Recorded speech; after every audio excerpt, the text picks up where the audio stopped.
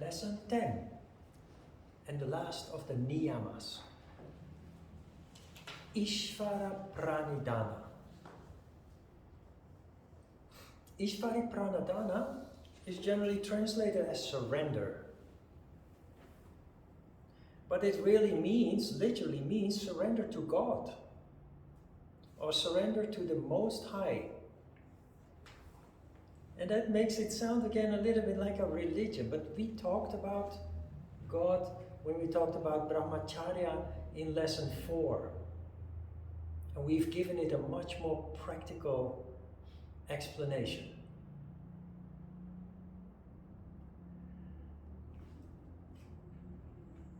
First, this is lesson 10, and it's the last of the yamas and the niyamas. There is a reason why surrender comes last. When we don't accept things as they are, we fight against it. Our energy will block, and in the long term, that will make us sick. Most of the diseases in society are in fact caused by blocked energy, because of emotions that are either denied, ignored, or oppressed. Because we deny the reality, we don't want to see the reality. For us as yoga practitioners, this becomes very important, more so than for the average people in the street. Why?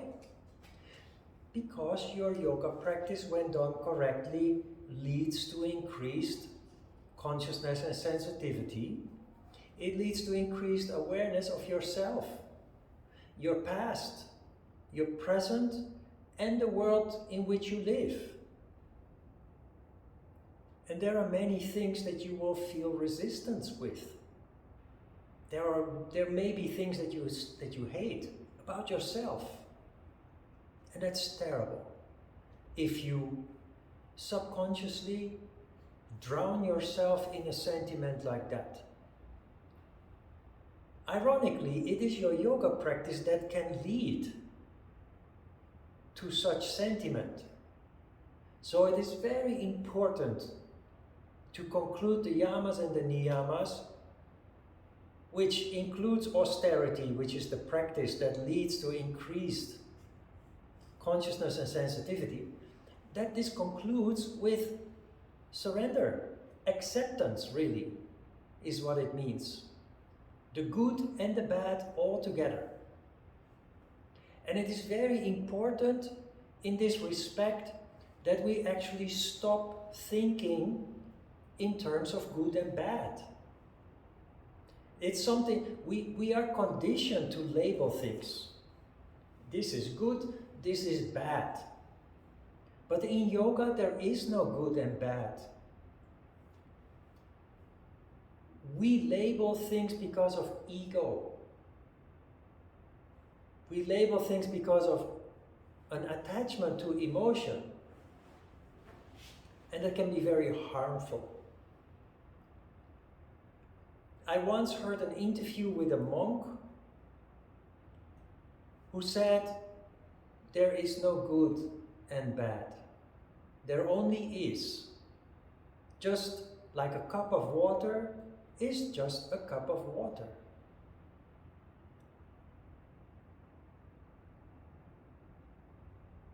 In life, we are confronted with situations that trigger emotions. That can be positive, when something makes us happy and joyful, but it's very often also negative. Anger, greed, jealousy, doubt, worry, all kinds of negative emotions that harm us, block our energy circulation, and in the long term will affect our health, physically and mentally.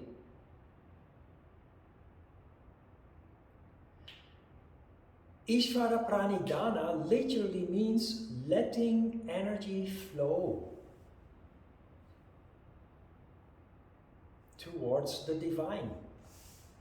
You can leave that out, the divine.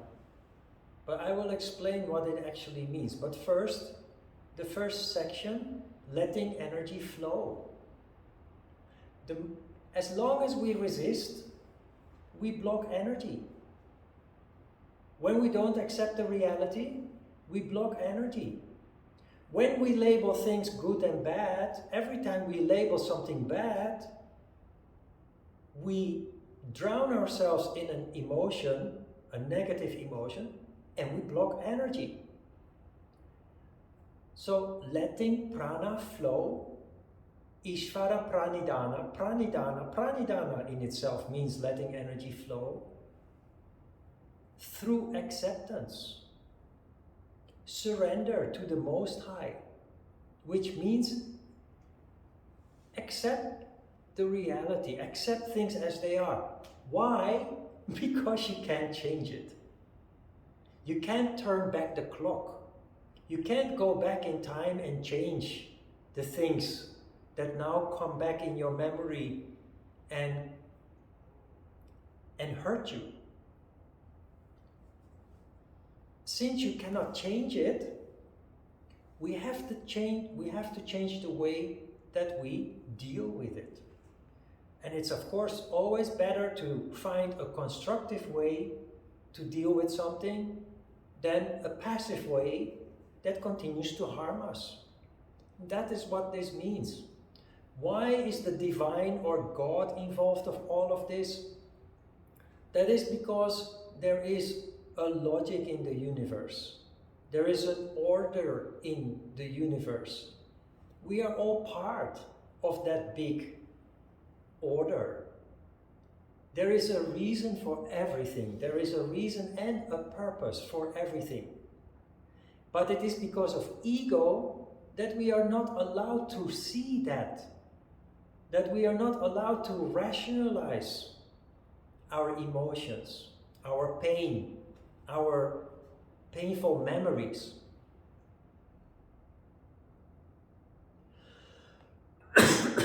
But in Buddhism and in all other philosophies and religions around the world,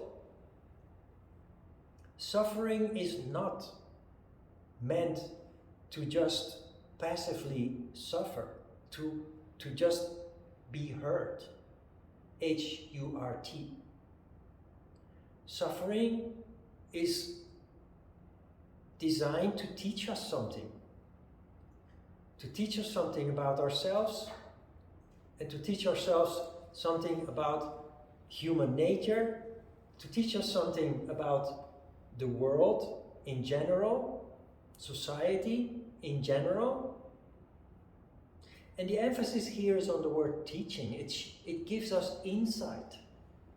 Our pain, if we can overcome ego, allows us to understand something that we did not understand before. So it will allow us to grow, to mature. It will allow us to become wiser. But the reason why many people don't is because ego is a big obstacle in this process. What is ego? Ego is a word that is used very often. Especially we say people have a big ego. And we say that in a negative way. It's often people that behave in arrogant ways or are obnoxious in the way that they behave, or ignorant in the way that they behave. But very few people actually understand what ego really is. Ego means I in Latin.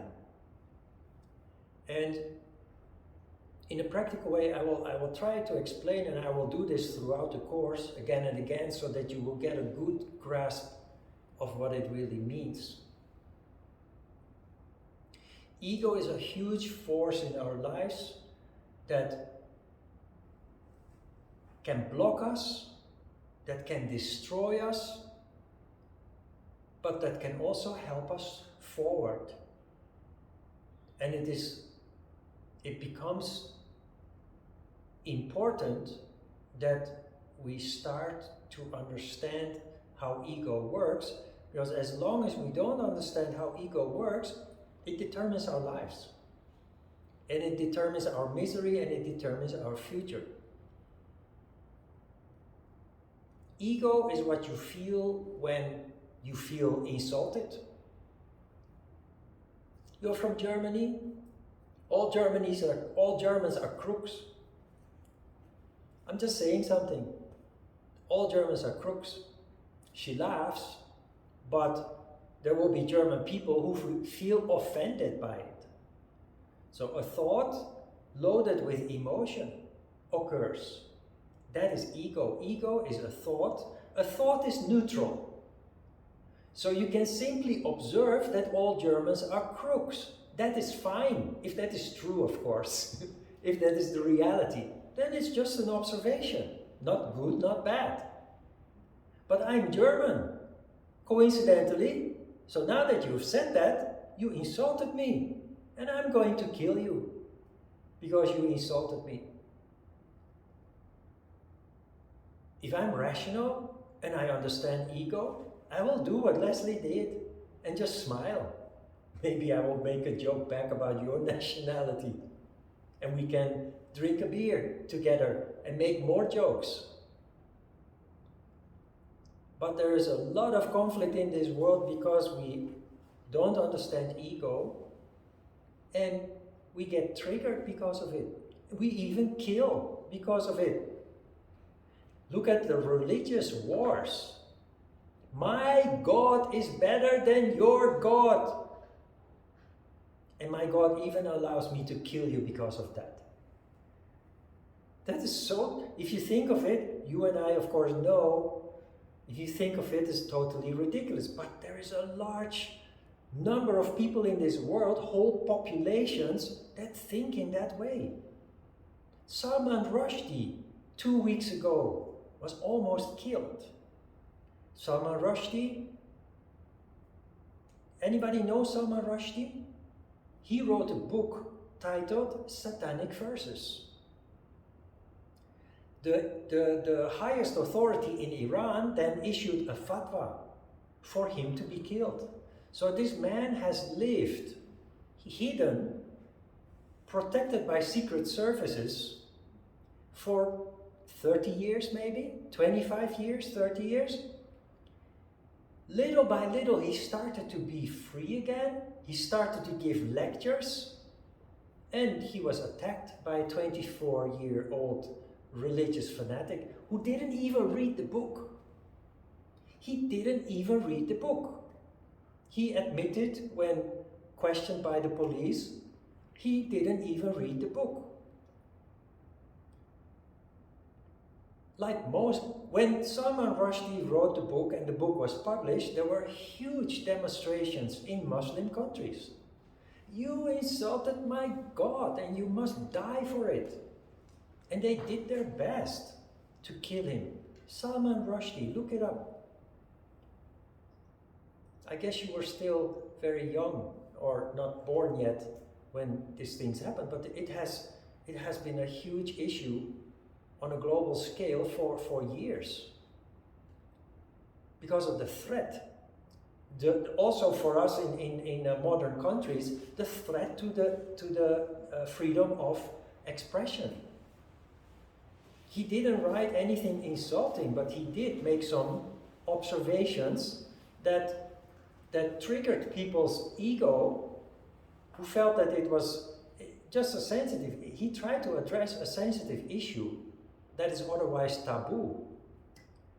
Fortunately, he survived, but he's permanently damaged. I think he lost one eye, and in one arm the nerves were cut.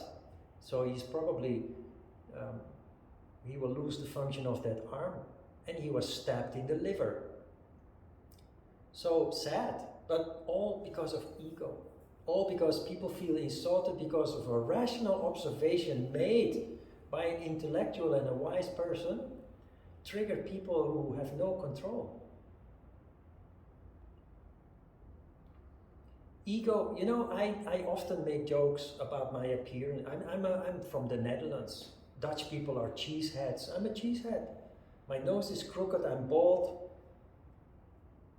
I have no problem with that if you make such an observation. And many people do. There are many people who wear wigs because they are very sensitive to being bald. I don't care. Because it's all ego. It doesn't make me uglier or prettier, although maybe there are actually people who do feel attracted to bald men. So I mean, I just make jokes about it. But there are people who take it as very serious. And if you mention it, will feel insulted. The insult is irrational because of ego. I'm from the Netherlands, and somebody says something negative about the Dutch king. Yeah, good example. There are countries in this world still where if you say something negative about a country's king or president, you'll be thrown in jail. You say something negative about the king of Thailand, it's punishable by law. You end up in jail for 10 years or 15 years. There are other countries where that happens too. In Korea, there is a law that if you say something negative about a person, even though it's true, they can sue you for, what is it called? Slander? Defamation. The defamation law, thank you. Defamation law. Even though it's true what you say, you can end up in jail. Ego, it's ego. In the Netherlands, that's not possible because laws are rational. Germany, America, I don't know about Ecuador, but in Korea, they are talking about abolishing this law because it's not fair. You say something that is true and you get punished for it. That's not fair. But considering the feelings of the person who is defamed, that law still exists actually. But that law exists because of consideration of people who cannot control their ego. And it should be turned around. People should be taught to control their ego. And if they can't, well, too bad. But what has been said or written is true, and we cannot punish people for that. The opposite side of the coin is, I use this always as an example because we're in Korea, and as a foreigner living in Korea, I tend to look at foreign channels. That for years, we had in Korea the AFKN channel, American Forces Network Korea. American Forces Korea Network. You could watch US programs on Korean TV. It's not available anymore, but it has been available for a long time. And you had the late night show with Jay Leno and who have you, those famous TV personalities, late night show. Then you had the late night show, and then you had like 3 shows in a row, deep into the night, with people who make fun, who make jokes, but they address serious issues in society. They talk about politics, they talk about incidents, they talk about the president's behavior and what have you. And they make a lot of jokes about the president. Even more, the president is invited and will just participate in the jokes about himself. That is totally the opposite. And in the media, you can find lots of mockery of the current leader without journalists being thrown in jail. The ego is an uncontrolled emotion. It is a thought that is, in essence, is rational, just a neutral observation, whatever the outcome of that observation is, but then combined with an emotion. The thought combined with ego results in an emotion. That is the proper way to say it. The thought combined with ego results in an emotion. And often, if we don't control the emotion, an impulsive reaction that leads to harm.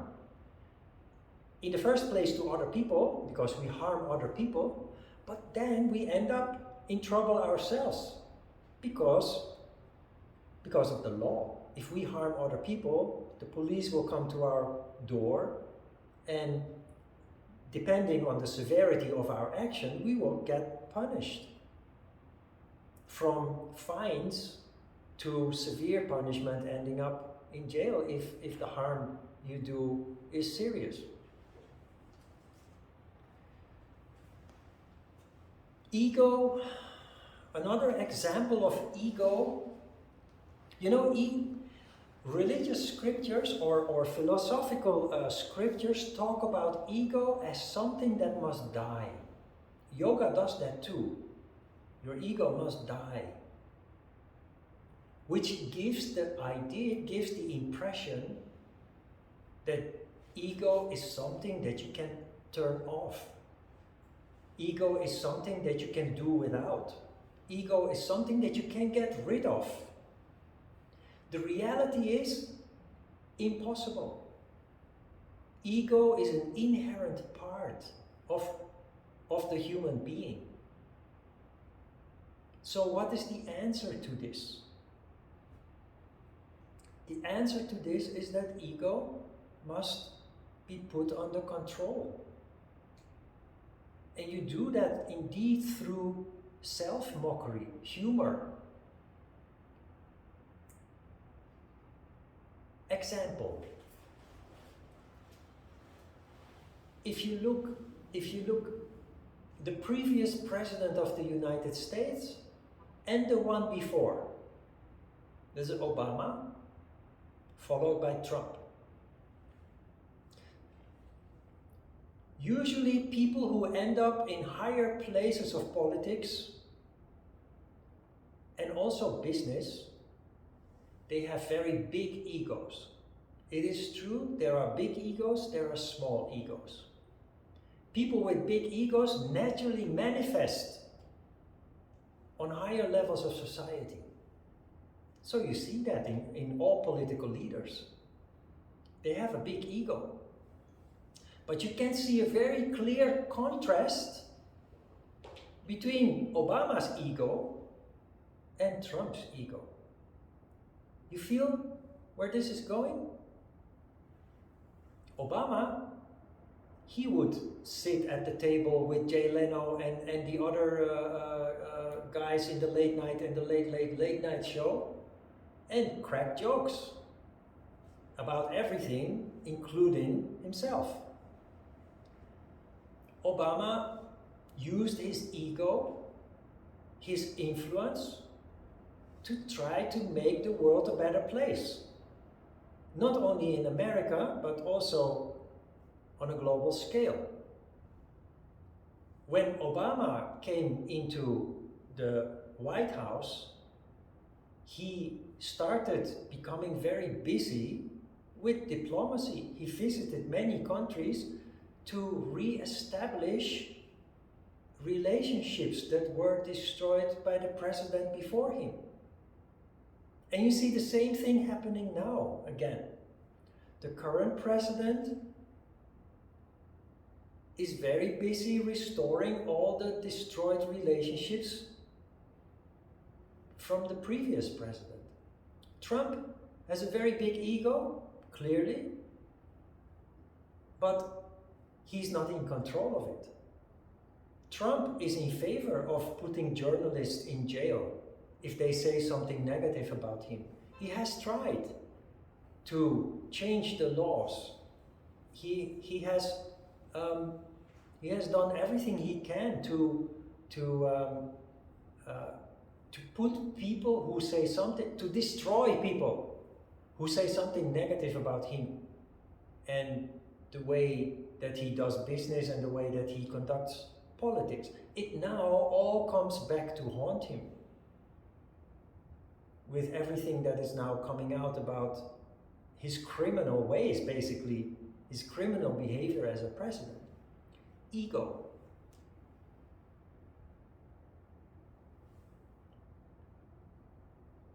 Ego is your identification with, you know, I'm from Amsterdam, which is the capital of the Netherlands. So people from Amsterdam are very proud of being from the capital. And people from Amsterdam, they think that everything else is countryside. So Rotterdam, The Hague, Utrecht, which are the next biggest cities in Amsterdam, in the Netherlands, according to people from Amsterdam, that's all countryside. That's all peasants. I'm exaggerating a little bit, but people really think so. The majority of the people don't, of course, but just to give an indication of ego. Every city has their own soccer team. Soccer team of Amsterdam is Ajax. Soccer team of Rotterdam is Feyenoord. They have been enemies for decades. And the supporters of these soccer clubs, they actually fight with each other. Violently. Ego. Why not enjoy watching the soccer game? No, it's all about ego. People identify with the emotion. They see it as a family, which they have to violently defend. The honor and what have you. Understand a little bit what ego is? Your family name. Somebody can make an observation about your family and it can make you very, very angry, upset. No matter whether it is true or not, but just because it is your name, because it's related to you, can make you very, very upset. If you're in control of ego, you would just objectively judge the remark that was made. And if it is true, you will just acknowledge that observation is correct. And if it is not true, you will try in a rational way to find arguments to counter that observation. Maybe you were wrong, maybe you saw it wrong, because that's not really what actually happened. This and this and that. But it's fine, if that's what you believe, okay. But that's not really what happened. That is being in control of ego. Not in control of ego always leads to conflict, and it always leads to long-term misery, either with the law or a conflict that just continues to fester for a longer period of time. You see this very often in families. There is a conflict about often a small issue, and people just can't overcome their ego, so they keep carrying a grudge. They continue to be angry years later, even though it was just a small thing that happened. It's because of ego that we can't let bygones be bygones. We can't just let it go. Let it go. Let go everything, including yourself. Mockery or comedy is a very powerful tool to deal with ego. The British are very good at that. The British are champions in comedy. Mr. Bean, John Cleese. As a child growing up, I've watched all those comedy programs, British comedy programs. And it's mockery, but it's keeping a mirror in front of people. That is the purpose of the village fool. In the past, long before TV and radio and other media, every village had their own village fool. The village fool just acts like a fool and funny and joking and is just confronting people with the seriousness of themselves. That is why in Europe every year you have Carnival. Carnival allows people for 4 days to just let everything go. After a year of hard work,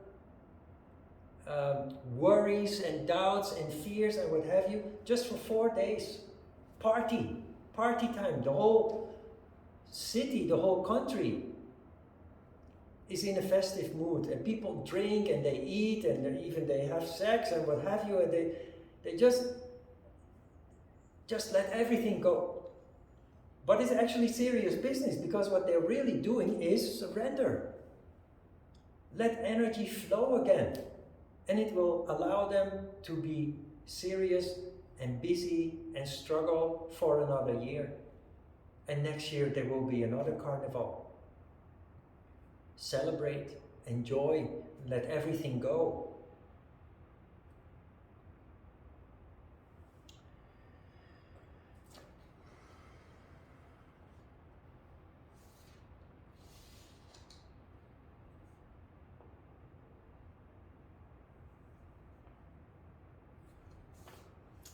Yeah, that's basically the essence of the story that I wanted and needed to tell you. The main emphasis on ego, that you start understanding a little bit how it works, and from now on try to be aware each time when your ego is triggered. Ego will not die. It will always be part of your functioning, and it will get triggered. But when you are aware of it being triggered, there is the first shock, the first damage, but then you step in and you say, I recognize this. It's not important. Let's look at the essence of what is going on beyond the emotion. Let go of the emotion and look at what is really going on. What is this about? Rationalize what is going on. That is how you control ego. That is how ego dies. Because you take control, because you take charge.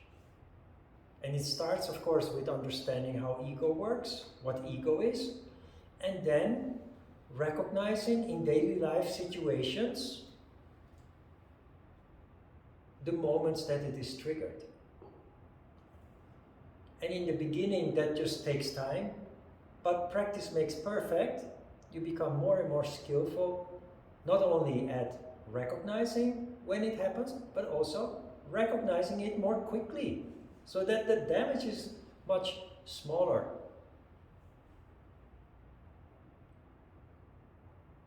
It's all a game. The world is your playground.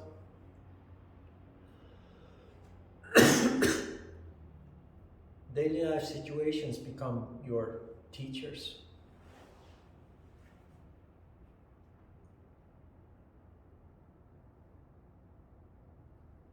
Questions?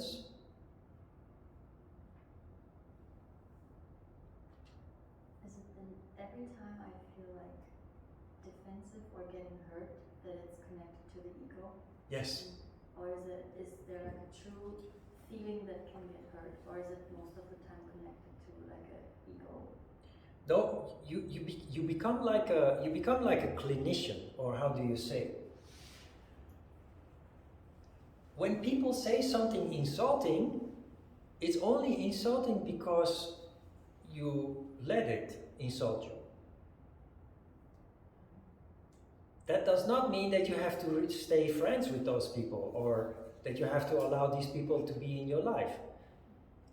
They may have a bad intention. But whether you get hurt or not, that is something inside you.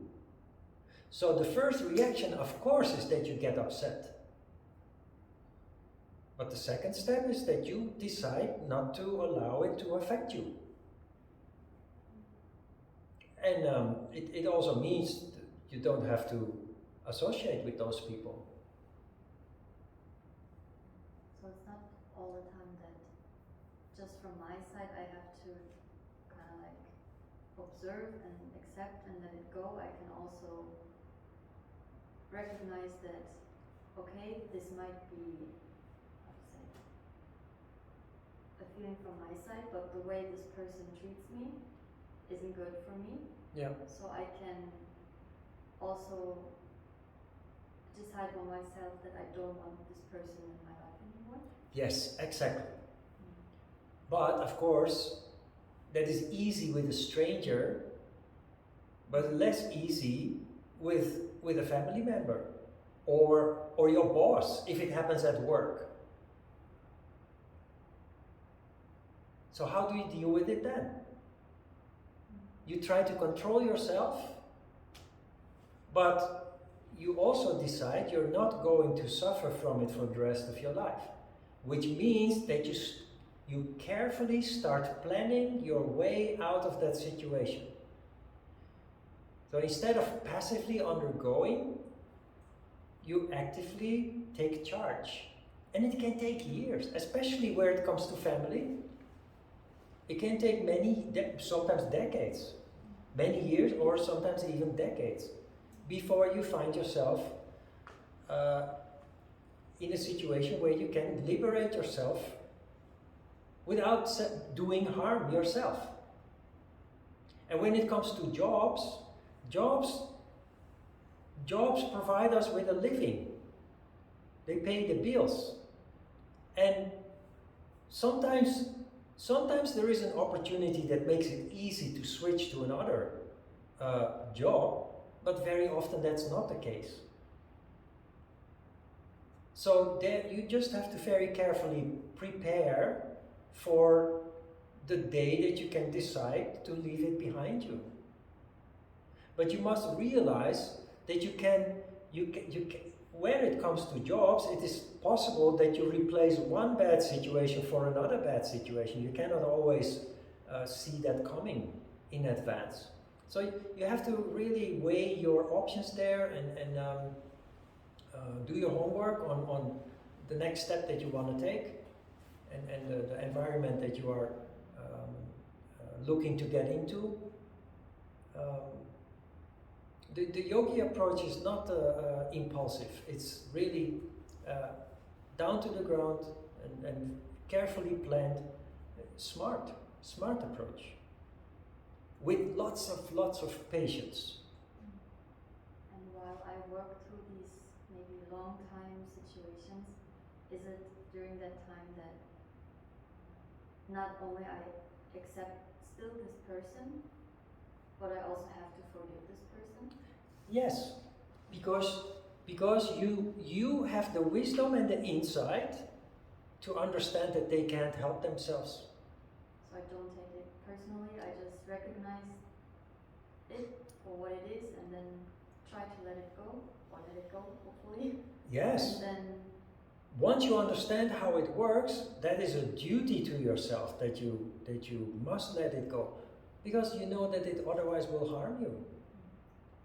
And you also know that very often in such a situation, that the person behaves like that out of ignorance. They just don't know better.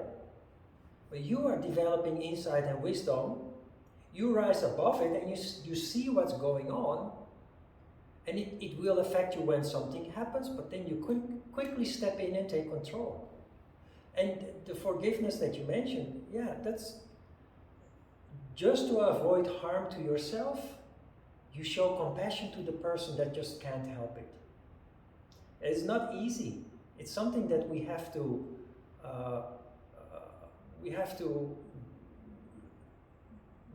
learn in practice by making mistakes often also. It's a very dynamic process in which we get hurt, then try to correct, try to take control, and you get better and better at it with time passing. A yogi is like a wine. It takes years to mature, but the more years pass, the better the wine. A yogi is like that. So I mentioned life is your playground. Just try to see it like that. Every day you can test yourself and as a result grow and develop. Become wiser and more insightful as a result. then even you come to the point that you can even feel gratitude to the people that have harmed you. Why? Because they allowed you to grow. Because they allowed you to manifest characteristics that otherwise wouldn't have manifested.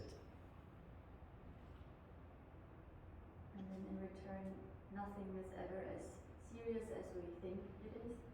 Say again? So in overall, nothing is ever as serious as we think or feel it is. When you say like, the world is your playground, things can be very serious, of course. When people have really bad intention, of course it's very serious. But how do we deal with it? That is what is important. Mm-hmm. And when we lose ourselves in emotion, we just make things worse. The quicker we can leave ego out of it, the quicker we can take control and limit the damage, the personal damage. But that does not absolve, even if you can feel forgiveness because you understand the ignorance that caused those people to act like that. That does not mean that it doesn't absolve them from their wrongdoing. But you are not God, you are not a police officer. That is not your karma. They will find their own. They will walk into brick walls and they will have their own conflicts to deal with, but not because of you. I try to deal with people who have harmed me in the past. They trigger anger, hatred. You want to retaliate, and I've always controlled that. And it's not easy, but you always see that those people encounter trouble. And it feels very good that you are not the one who caused it, because that will be on your conscience. But rest assured that people who treat you bad, they will walk into other people in other situations where people have no control. So let karma do its work. Have faith that karma will do its work, because it will.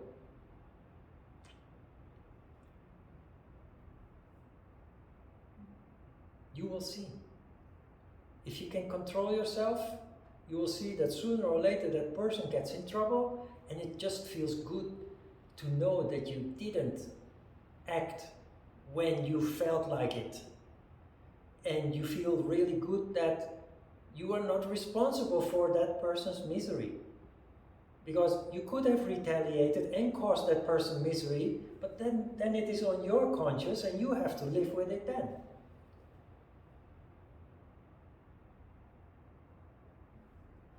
Yeah? To understand where your ego comes from, does it help to understand your childhood maybe?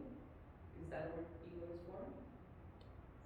Ego is an inherent part of every person. But like what makes it activate, right? Because maybe some things can make Leslie feel like angry or something in the same situation. For me, maybe not have the same reaction. So we don't have the same ego, right? Every ego is the same in all people, but some people have bigger ego, while other people have small ego. People with bigger ego will manifest on a larger scale. They will also act and react in a bigger way, with bigger emotions than people with small ego. But about childhood does not determine your ego. But experiences from childhood can trigger your ego in the present. If you now reflect on experiences from childhood, they can make you very sad. Which is because you think about something which is just an observation, But because of the interference of ego, because you identify with the thought, with the experience, it becomes an emotion. And this is the thing. When it becomes an emotion, energy blocks. And when energy blocks, we stop having insight. So the interesting thing is if you can rise above it, if you can do the difficult thing of letting the emotion go, you have only the thought, the observation. And because your energy is circulating, you have very interesting insights as a result that are blocked by the emotion. So a whole new perspective opens up for the yoga practitioner because you develop the ability to separate the emotion from the thought.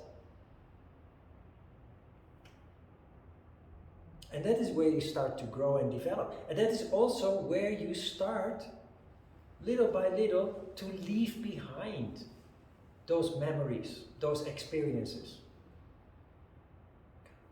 And you can eventually turn them into a positive. They strengthen you. But they will always be with you. But while in the beginning of the process they are hurtful, painful, further down the road, after years of being on this path, in this process, they become more like old friends. They are there, you know them in and out, inside and out, but they do not hurt you anymore. And when there is the slightest bit of hurt, you dismiss it. Because you're just done with it. You have reflected on it, you have understood it, you have applied forgiveness, understanding. And the moment you feel an emotion, a hurt, you say, no, not anymore. I'm done with all this. Not important anymore. I want to move forward. It's something that you will naturally do.